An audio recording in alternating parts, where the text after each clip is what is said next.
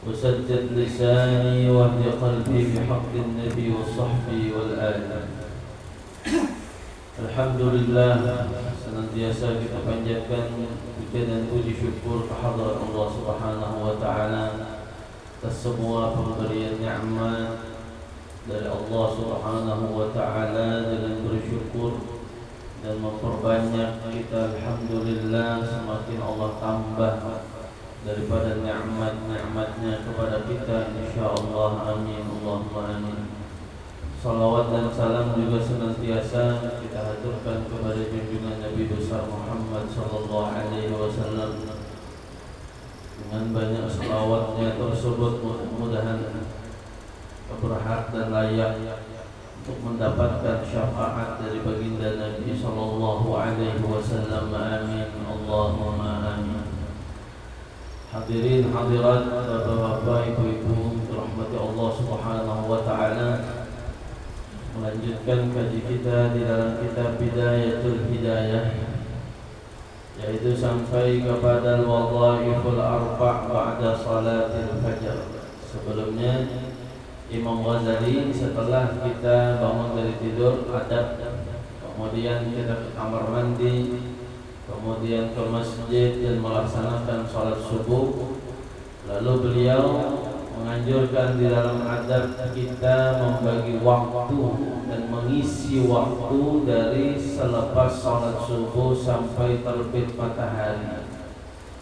Maka kata beliau, hendaklah setelah sholat subuh sampai terbit matahari itu muwazza'atan ala arba'i wadhaif.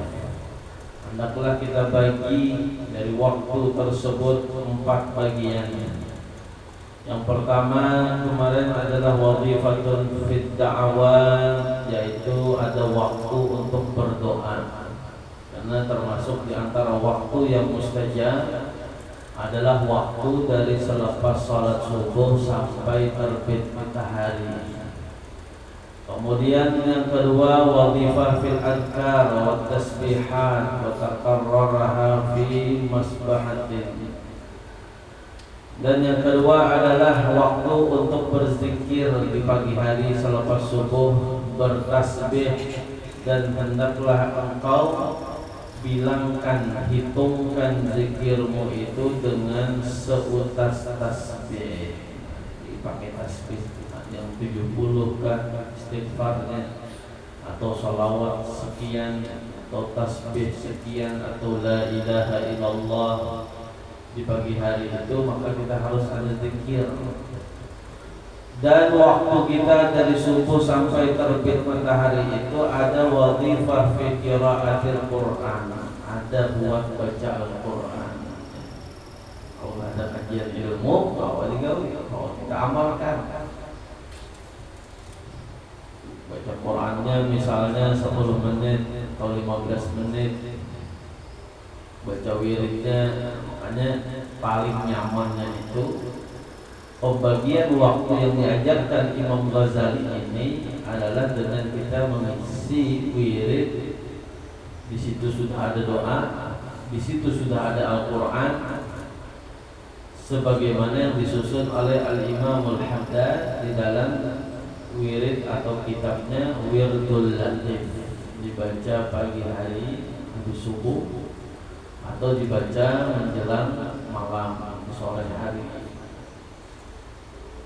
Maka di dalam Wirdul Latif itu sudah mencakup semua ini, dan itu adalah sebuah wirid yang beliau susun melalui hadis-hadis Nabi di dalam amaliyah beliau pagi dan sore. Jadi Nabi itu punya amalan-amalan yang dibaca di pagi hari, dikumpulkan, lalu jadilah sebuah wirid disebut dengan Wirdul Latif. Ada perlu repot lagi kita pikir mana yang mau kita baca di waktu pagi atau subuh menjelang terbit. Kemudian waktu yang keempat, kita hendaklah membagi bagian waktu subuh sampai terbit matahari itu ada untuk bertafakur.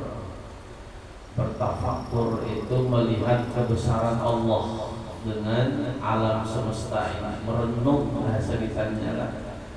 tapi lain mahayal. Mahayal lain lagi. Tafakur itu ada isinya. Mun mahayal ini tak ada isinya. Mahayal di luar nalar. Mahayal yang mudahan hari ini banyak duit. Begawi kada tuh mahayal kan. Mudahan hari ini hujan. Tapi matahari sing panasan itu mahayal namanya. Tapi kalau dia bertafakur kepada Allah, dia memikirkan, merenungkan dengan alam semesta ini akan kebesaran Allah. Nah, ini tafakur. Dan dikatakan oleh Nabi, tafakur sebentar itu lebih baik daripada kita beribadah kepada Allah. Tafakur aja. Melihat di langit, Masya Allah, indah, Masya Allah, ada tiangnya tapi bisa berdiri tegak. Maha suci Allah, Subhanallah. Lalu mau berhenti kita melihat pemandangan yang indah, gunung, hutan yang rimbun. Lalu kita katakan Subhanallah, Maha suci Allah. Artinya kita mengkuduskan bahwa kita mengatakan Allah inilah yang menciptakan semua ini, yang tidak ada makhluk satupun bisa melakukan. Nah, ini kita biasakan, bukan hanya di pagi hari saja sebetulnya, tapi di dalam setiap keadaan pun. Ketika kita melihat sesuatu yang luar biasa, biasakan muntung itu berzikir. Kita tuh kadang melihat yang sesuatu yang mustahil, sesuatu yang wah, kadang bukannya mengingat kepada Allah hal tersebut, tapi malah ada yang kayak itu kan,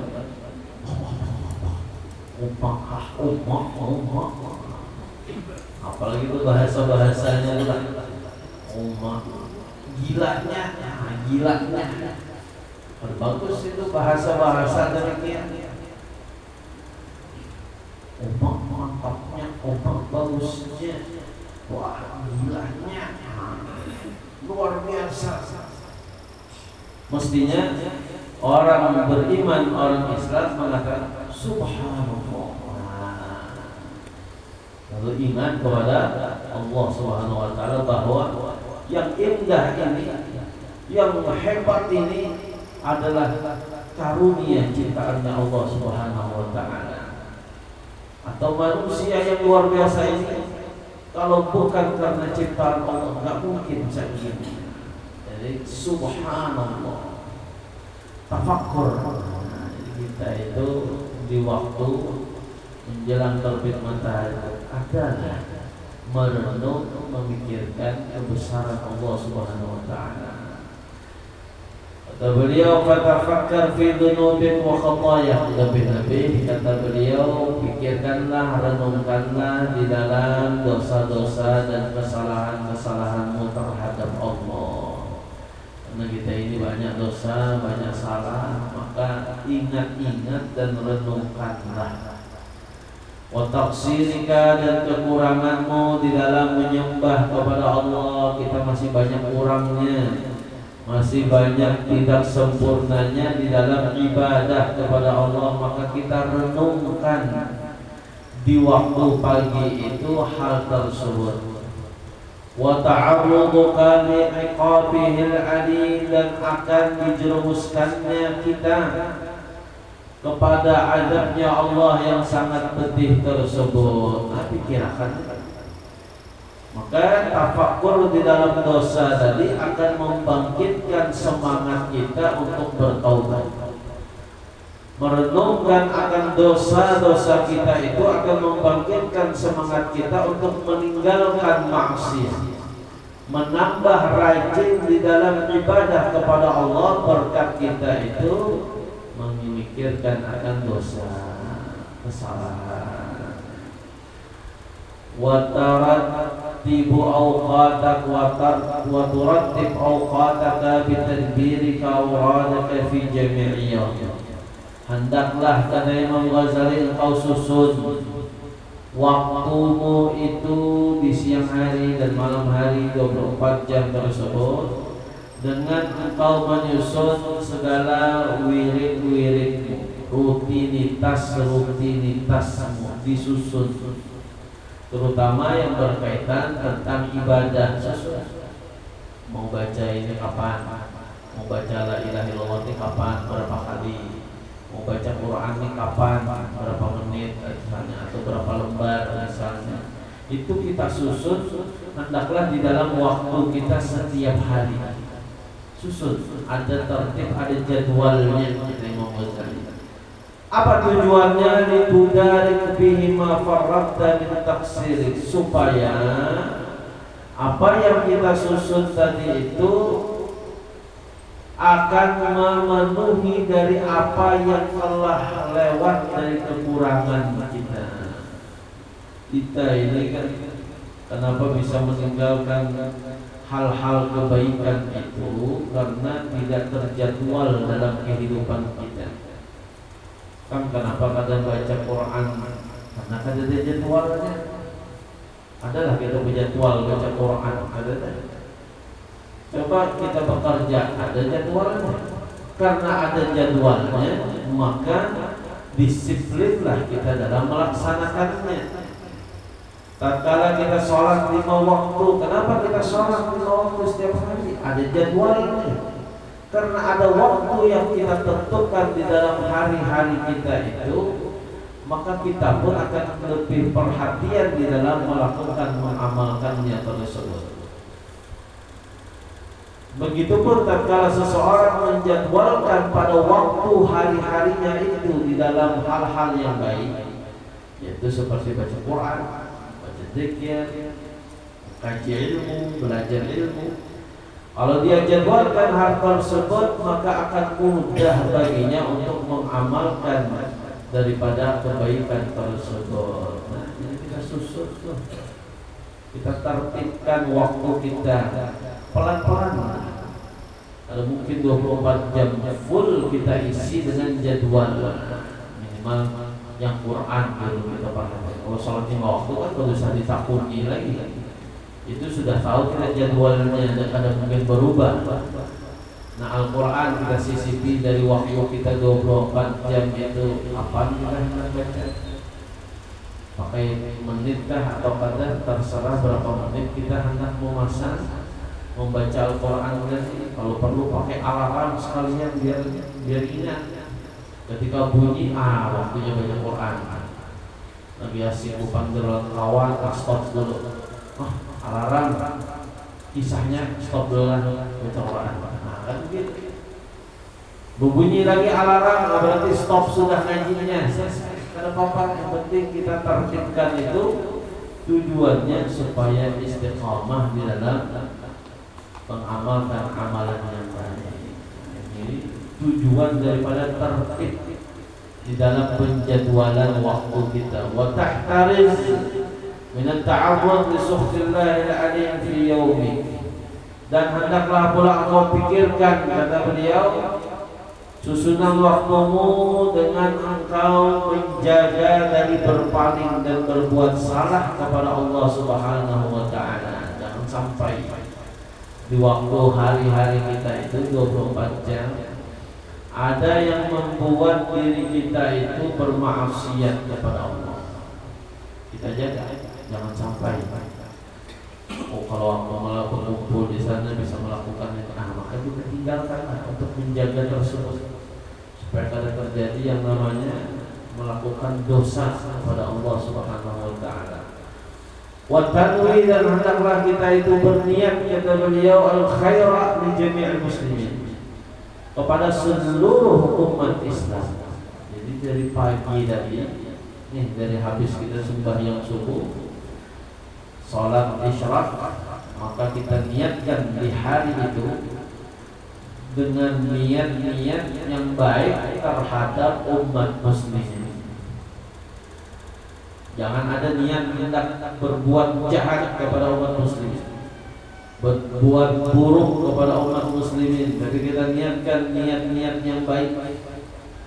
Niat yang baik itu ya macam-macam.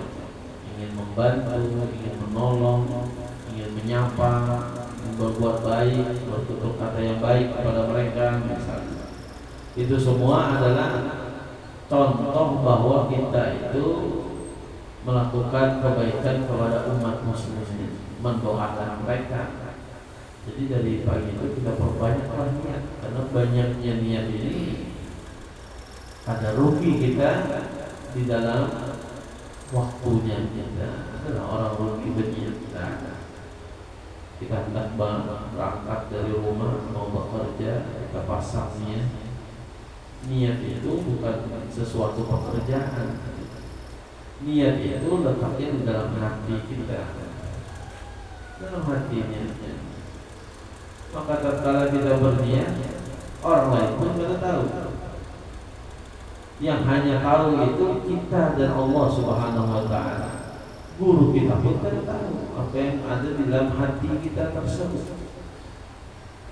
Maka tatkala kita sambil berjalan keluar rumah, mau pasar, mau buka toko, mau kerja ke kantor, maka disitulah kita tanamkan akan niat-niat yang baik.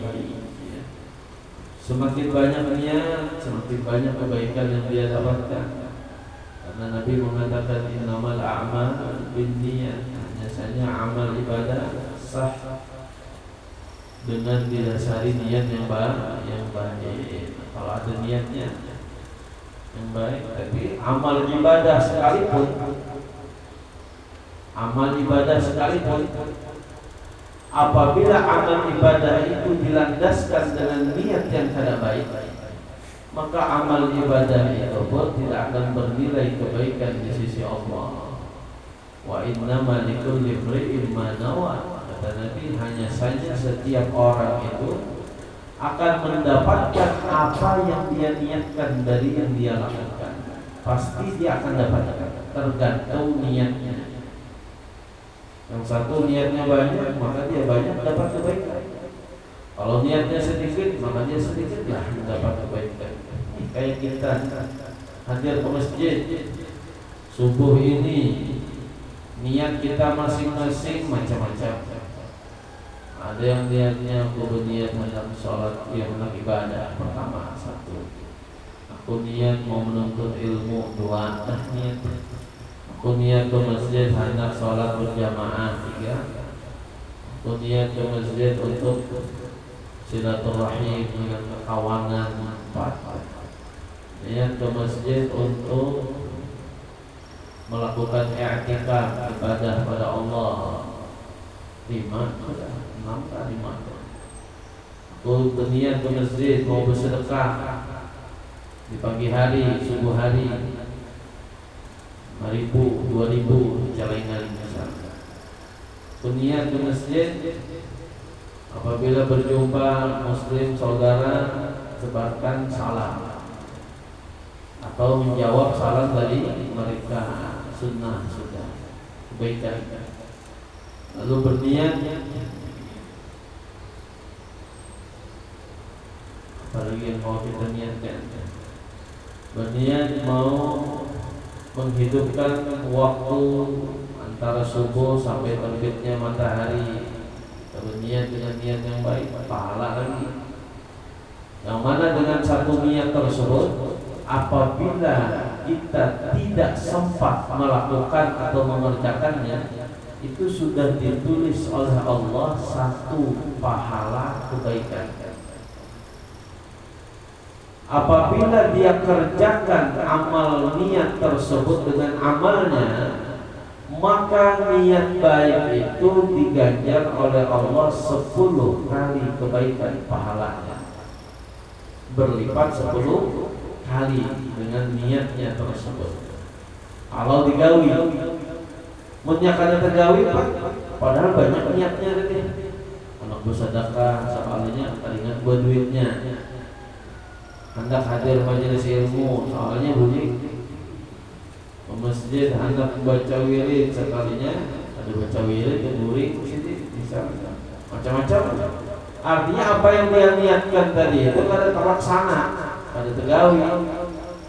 Apakah sia-sia niatnya itu? Tidak ada sia-sia dengan niat yang baik. Dapat pahala. Ini Nabi Musa tatkala melihat tulisan itu di Lauhul Mahfuz, beliau berkata, "Ya Allah, jadikan ini umatku." Ini jadikan umatku ya Allah. Nyaman nih, cukup berniat aja sudah dapat pahala. Kalau dia kerjakan 10 pahala. Kalau dia berniat buruk malah sebaliknya ada ditulis dosa. Kalau ia menggawinya baru ditulis dosa. Dosanya pun bukan dikali 10, ditulis 1 dosa saja.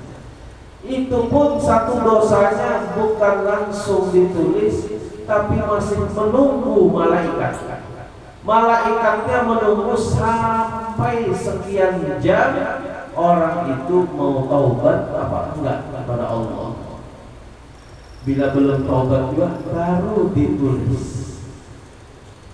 Lalu mendengar membaca daripada tulisan itu, Imam Nabi Allah Musa alaihissalam mengatakan, "Ya Allah, jadikan mereka itu umatku."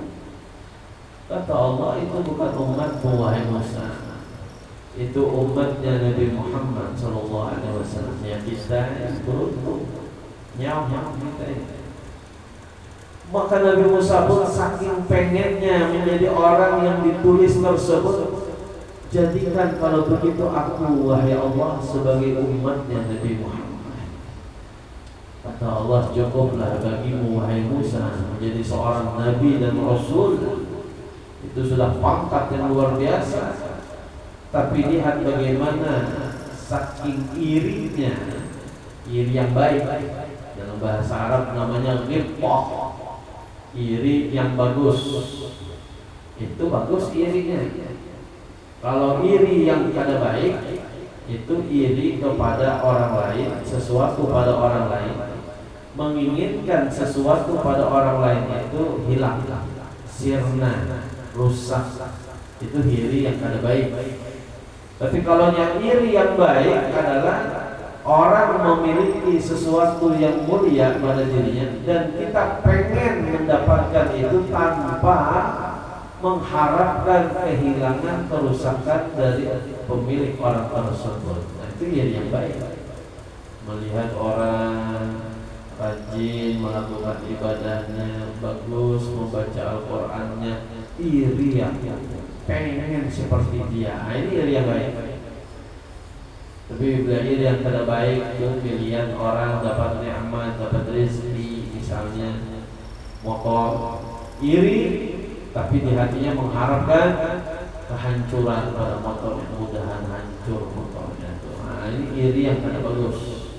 Dia pengen, tapi dia pengen juga orang lain yang dapat nikmat itu sirna nikmatnya dari Allah Subhanahu wa taala. Jadi niatnya penting, kan niat terus. Wa tanwi al khaira li jami'il muslimin wa ta'zam alla tashtagil fi jami'i naharik illa bi ta'atillah. Dan kita berazam dan kita bertekad, berkeinginan bahwa kita sibukkan siang hari kita itu kecuali dengan ketaatan kepada Allah. Biar begawi itu pun ibadah, makanya begawinya diniatkan yang baik, bekerjanya diniatkan yang bagus. Bismillah, sebelum pergi ke pasar pasang niat dulu, aku pergi ke toko untuk mencari rezeki yang halal, niat untuk mencukupi kehidupan aku, istri dan keluarga, supaya terhindar dari yang namanya meminta-minta dan melakukan yang haram. Kemudian berniat ke pasar, kalau ada orang begini-begini, aku akan berbuat baik, aku akan mengucapkan salam, aku akan menyapa saudara muslim. Nah, jadi niat-niat yang baik ini perlu kita tanamkan, dan ini yang banyak dilupakan oleh masyarakat kita. Ada berniat, bahkan niatnya niat yang tidak baik, bahkan melakukan pekerjaannya tersebut. akhirnya gawiannya itu sia-sia, ada bernilai kan pahala di sisi Allah. Padahal orang yang mencari nafkah untuk keluarganya itu dikatakan oleh Nabi SAW bahwa fi sabilillah, dia itu adalah orang yang berada di jalannya Allah. Artinya kalau dia itu meninggal dunia, ini matinya syahid, meninggal lagi sedang mencari nafkah, syahid. Maka itulah yang kita harapkan dari kehidupan kita yang sebentar ini, meninggalnya mendapatkan keberuntungan, mendapatkan predikat yang dicap sebagai syahid husnul khatimah.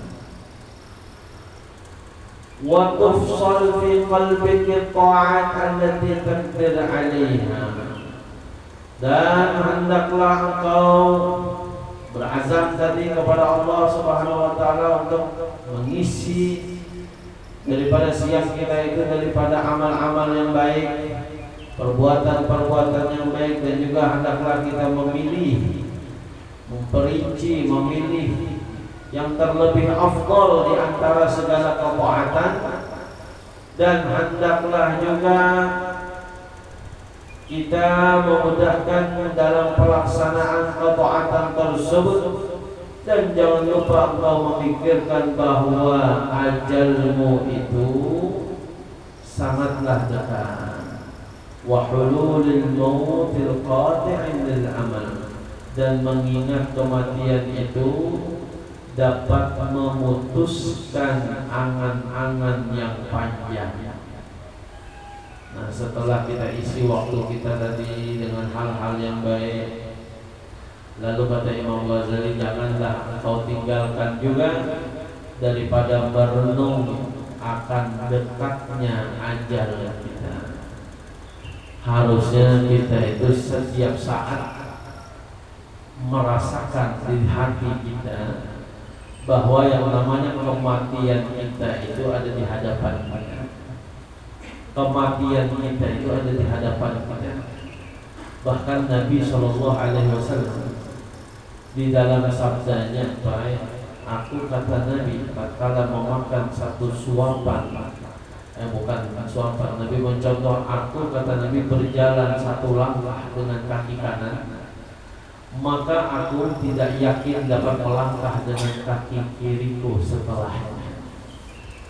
Padahal ini kan waktunya paling berapa detik lah antara batis kanan lawan batis kiri yang bergerak.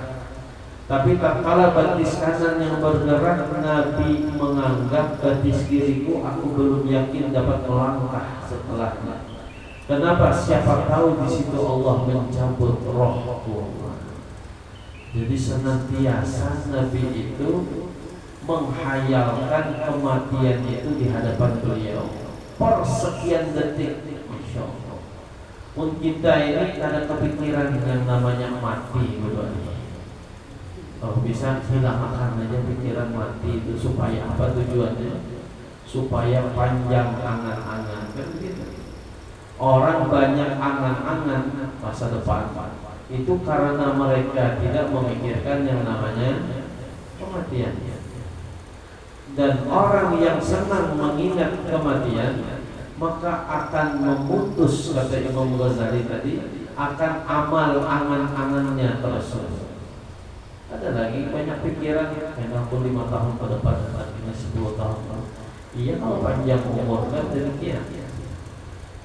Kalau orang yang merasa besok akan meninggal, sejam lagi akan meninggal, maka tidak akan ada di dalam benaknya itu pikiran yang panjang untuk masa depan. Tidak ada, kecuali hanya untuk berbuat kebaikan, menambah nilai amal catatan kebaikannya tersebut. Makanya di zaman dahulu Nabi pernah melarang ziarah kubur. Kemudian beliau anjurkan kembali. Kenapa Nabi katakan ziarahilah kubur? Karena dengan kita menziarahi kubur saudara kita itu mengingatkan kita dengan yang namanya kematian. Itu fungsinya, faedahnya. Tatkala kita menziarahi, menghadiri jenazah yang dikuburkan, maka di situ kita melihat dan kita bisa merenung bahwa apa yang terjadi kepada saudara kita itu pasti akan terjadi juga kepada kita. Maka tatkala kita mengingat kematian, akan membuat semangat dalam hidup kita itu mengerjakan ketaatan. Orang mengingat mati, semangat beramal ibadah. Kenapa orang-orang itu terlena dengan dunia, tidak mementingkan akhiratnya? Karena bagi mereka tidak ada pernah yang namanya memikirkan kematian. Tidak ada. Pokoknya kita cari dokter yang bisa menyembuhkan. Kalau sudah mulai tua, operasi, kembali muda lagi stamina-nya. Karena cantik lagi, plastik, operasi. Akhirnya tidak pernah yang namanya memikirkan kematian. Selalu angan-angannya panjang. Pengen ini, pengen itu, pengen ini, pengen itu. Mestinya kalau orang mengingat kematian, dia pasti akan memperkiat dirinya untuk melakukan amal ibadah kepada Allah. Apalagi orang di akhir zaman. Ya inilah zamannya kita sekarang.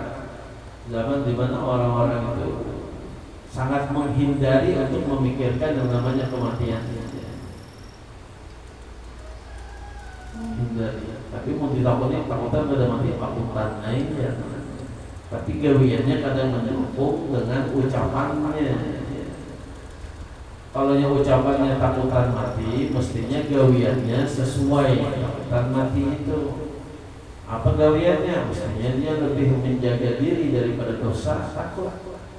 Karena takut ketika waktu melakukan itu Allah cabut rohnya, meninggalnya suul khatim. Maka dia akan mempergiat untuk melakukan amal ibadah. Ini fungsinya. Makanya Luqmanul Hakim yang Allah sebutkan dalam Al-Quran, bahkan ada surah namanya Suratul Luqman. Beliau adalah orang yang Allah berikan hikmah di dalam hatinya. Ada yang mengatakan beliau itu nabi, ada yang mengatakan dia itu wali min awliyaillah. Yang jelas dia adalah orang yang saleh, yang punya derajat tinggi di sisi Allah. Dan beliau pernah menasihati anaknya. Di sini disebutkan, ya bunayya, wahai anakku, amrun la tadri mata yalqaq, ista'adda lahu qabla an yufaji'ak. Wahai anakku, ada sebuah perkara yang engkau itu tidak tahu kapan perkara itu akan datang. Maka ketika engkau tidak mengetahui perkara itu akan datang, persiapkanlah bagimu sebelum perkara itu mendatangi, yaitu kematian. Nah, ini nasihatnya luar biasa. Kita ini ada punya perkara yang akan datang kepada kita dan kita tidak tahu kapan datangnya. Maka sebelum dia datang, persiapkanlah dirimu untuk menyambut kedatangannya tersebut. Kalau kita sudah siap dengan hadis hampir siapapun manusia, tidak ada yang pernah mengaku dengan angkuh dan sombongnya, aku sudah siap mati. Nggak ada. Kita ini semuanya khawatir, takut dengan yang namanya kematian. Bukan takut menghadapinya, takut menjalaninya, karena amal kita ini kada banyak, karena dosa kita ini banyak. Kita sudah beramal, kita sudah bertaubat, amal kita pun belum tentu diterima oleh Allah semuanya. Kita sudah bertaubat, taubat kita pun belum tentu sudah diampuni oleh Allah Subhanahu wa Ta'ala. Maka adalah kekhawatiran dalam kehidupan itu. Maka kekhawatiran ini juga penting untuk menjaga diri kita tadi daripada melakukan kemaksiatan lagi kepada Allah. Kenapa? Yang kemarin aja belum tentu diampuni, masa menggawi ulang kan? ada kekhawatiran. Makanya dalam hidup itu ada khauf, ada roja dalam tasawuf. Setengahnya harus ada khauf, setengahnya harus ada roja, pengharapan.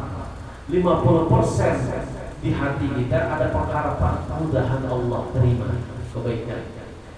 50% kita pun punya keyakinan kayaknya amalku ini tidak diterima oleh Allah. Ada kekhawatiran. Maka kekhawatiran ini akan memperbagus nilai ibadah kita kepada Allah supaya pengharapannya lebih besar. Kalau hanya mengandalkan harapan, tidak ada khawatir, akhirnya mudahlah kita meremehkan dosa-dosa yang kecil. Nah, jadi penting dua ini, kecuali kalau sudah mau meninggal dunia. Ketika orang mau meninggal dunia, maka di situ berbeda saja persentasinya. Harapan itu naik 75%, khawatir 25%. Jadi lebih banyak mengharap, mudahan Allah terima amalku, mudahan Allah mengampuni aku, mudahan Allah kasihani, Allah sayangi, Allah rahmati aku. Itu lebih banyak yang kita harap. Dan kekhawatiran kita harus kita kurangi. Jangan sampai terbalik, hendak mati malah kekhawatiran yang banyak. Kayaknya aku masuk neraka ini, aduh kayaknya. Jangan pikirkan lagi. Kekhawatirannya kita turunkan, tapi apa itu namanya harapan yang kita besarkan kepada Allah. Begitupun orang yang sehat di dalam menyemangati orang yang sakit itu, bukan menakutinya, tapi harapan yang besar. Mudahan berkat ini bulan dosa yang diampuni oleh Allah, diterima amalnya. Mudahan semuanya, ini mudah-mudahan ini lebih banyak daripada kekhawatiran ini. Wa khurujul amr 'anil ikhtiyar wa husulul hasrati wan nadama wa tulul iltiham. Maka dengan kita mengingat kematian, itu akan memutus cita-cita, akan memutus angan-angan yang panjang, dan akan mengeluarkan daripada perkara-perkara kita yang akan membuat kesengsaraan, penyesalan sepanjang kehidupan kita nanti di akhirat. Itu dengan mengingat yang namanya kematian. Karena Nabi telah mengatakan, di antara hamba-hamba yang terjerumus ke dalam dosa itu, di antaranya karena mereka hubbul jah wa hubbul mal wa tulul amal. Ini penyakitnya, karena cinta dengan jabatan, kedudukan, cinta dunia, harta. Yang ketiga adalah panjangnya angan-angan. Tiga ini kalau ada penyakit di dalam tubuh kita, hati kita, maka gak bakal tubuh kita, hati kita itu mudah untuk melakukan amal taat ibadah. Gak bakal mudah. Kenapa? Karena ambisinya untuk kedudukan, ambisinya untuk meraih dunia, bisa menghalalkan segala macam cara yang Allah haramkan menjadi halal. Dan inilah yang kita lihat di zamannya kita. Orang kalau ingin kedudukan, apapun dia lakukan. Yang haram pun dia halalkan. Orang kalau sudah urusan dunia, harta, itu kada mengenal siapa lagi. Inya sahabat, inya kawan, inya orang tua, inya dan sanak. Tidak ada lagi yang namanya dan sama, tidak ada lagi yang namanya keluarga. Dan inilah zamannya kita, zamannya fitnah. Gara-gara harta, satu saudara dengan saudara yang lain akhirnya pertikaian gara-gara waris zamannya. Kemarin mulai melihat berita di Bone, ada saudara dengan sanak berdua berkelahi laki-laki, bawa parang adiknya. Kenapa? Sekalinya masalah warisan. Yang satu mungkin ada setuju, yang satu mungkin ada rela. Kenapa demikian itu terjadi? Karena cintanya terhadap harta. Lupa sudah ini bersaudara kita. Ini saudara daging kita. Ini orang tua, ini anaknya, semuanya akan terlupakan karena cinta harta, cinta kedudukan. Yang ketiga, karena tulul amal, panjangnya angan-angan. Pokoknya nanti 5 tahun begini, 10 tahun ke depan bangun rumah, mobil 1, ditambah lagi 2. Misalnya kebanyakan kehendak, angan-angan. Kalau angan-angan untuk ibadah bagus, tapi kalau angan-angan masalah tadi itu, maka akan membuat seseorang itu terlena dengan angan-angannya, maka dia akan semangat untuk urusan dunia. Akhirnya melupakan sembahyang pada tahu lagi, ranjah terus, zuhur, wah kain aja johor, cari itu. Kenapa? Karena cita-citanya panjang, banyaknya angan-angannya, mau ini mau itu. Asar, tidak ada asar, lewat aja, gampang asar. Yang penting ini dulu angan-angan yang ingin diraih.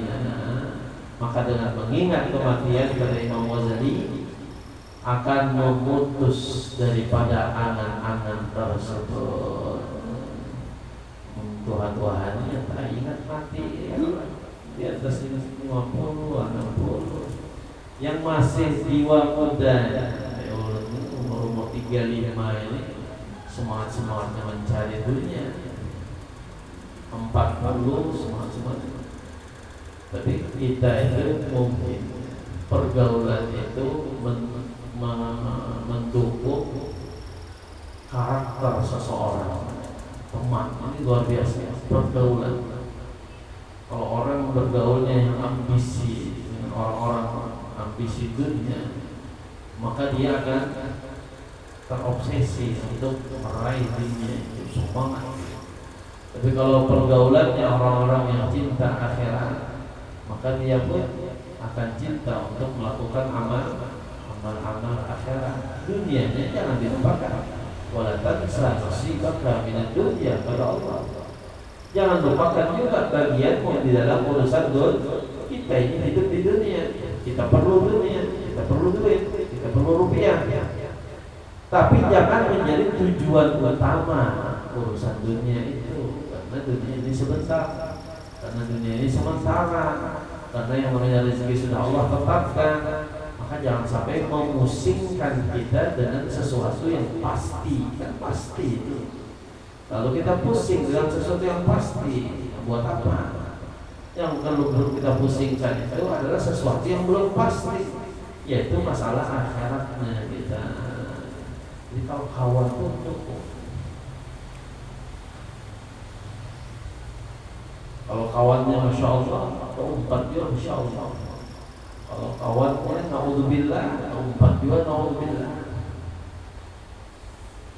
Biar umur Tuhan ada pandang umur lagi. Kalau kawannya buruannya anomnya mah, kalau keempat juga yang Tuhan nakal, jiwa mudanya muncul lagi.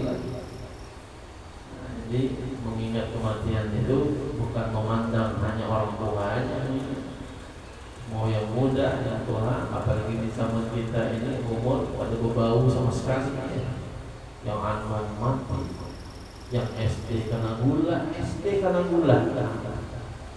Bahari orang berkacamata itu bila sudah tua berkacamata. Oh ini kekanakan SD berkacamata berataan. Di rumah itu keluarga berdua, ponakan bibitnya SD kelas 3.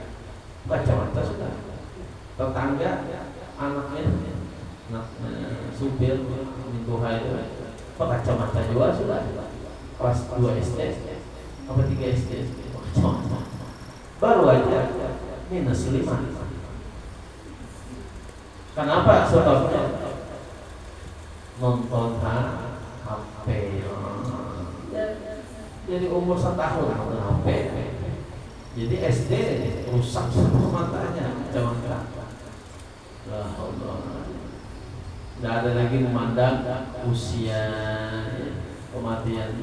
SD berapa banyak orang SD, ya SMP, ya SMA yang cuci darah, yang mana penyakit-penyakit itu dulunya kita hanya yakini itu orang-orang Tuhan punya penyakit itu, ini yang anu-anu pun bisa ada penyakit. Mudah Allah pelihara kita, Allah jaga kita, Allah sehatkan, afiatkan, panjang umur dalam taat kepada Allah Subhanahu wa Ta'ala. Kita gunakan baik-baik, kita atur baik-baik waktu kita itu untuk ibadah kepada Allah, tapi jangan lupakan dunianya. Dunia tak, apalagi punya tanggungan, punya kewajiban, bertanggung jawab di dalam tanggungan kita tersebut. Selebihnya jangan lupakan masalah urusan akhirat kita. Mudah-mudahan nasihat beliau ini manfaat buat kita. Dengan bernilai bertambahnya ilmu, Allah tambah juga nilai keimanan ketakwaan kita, insyaallah. Amin, Allahumma amin. Alhamdulillah wa ala niyati salih wa sallam.